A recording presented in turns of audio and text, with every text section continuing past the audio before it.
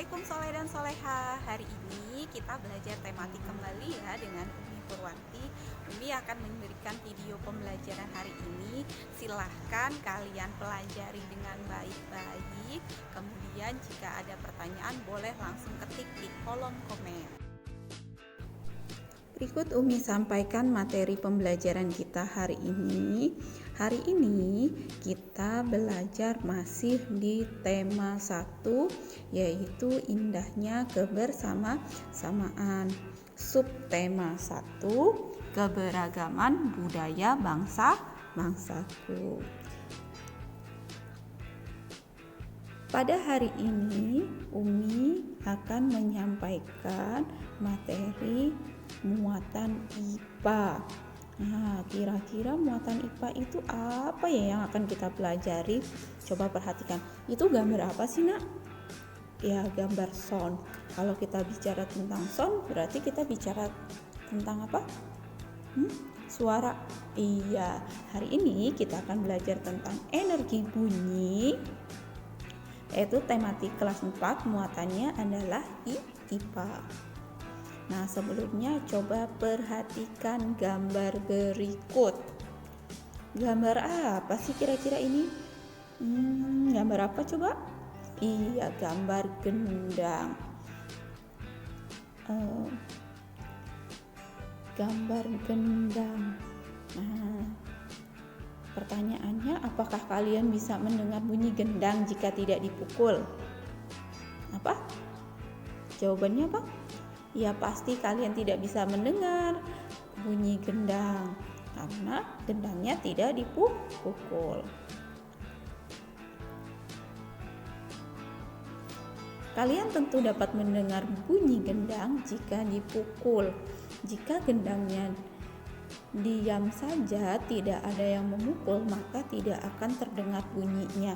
Kenapa ya bisa seperti itu? Maka kita akan pelajari hari ini pada bab energi bunyi. Energi bunyi, apa sih itu energi bunyi? Energi bunyi merupakan energi yang dihasilkan dari getaran sumber bunyi. Getaran menyebabkan adanya gelombang suara.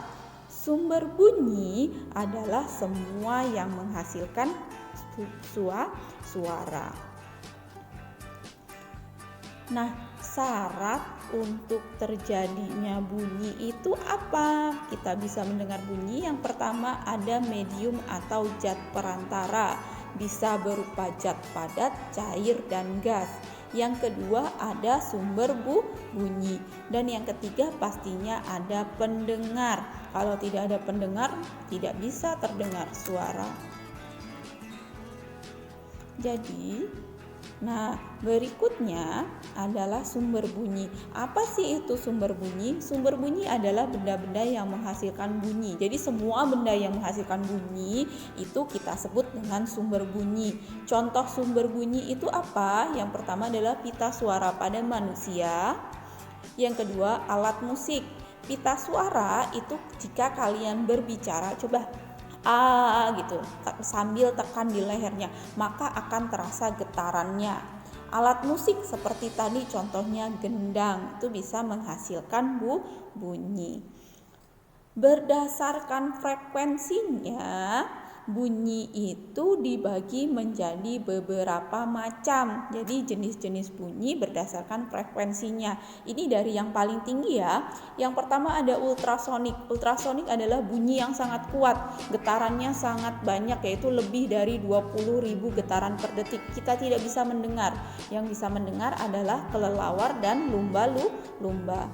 Yang berikutnya adalah audiosonik. Audiosonik ini adalah suara yang bisa kita dengar.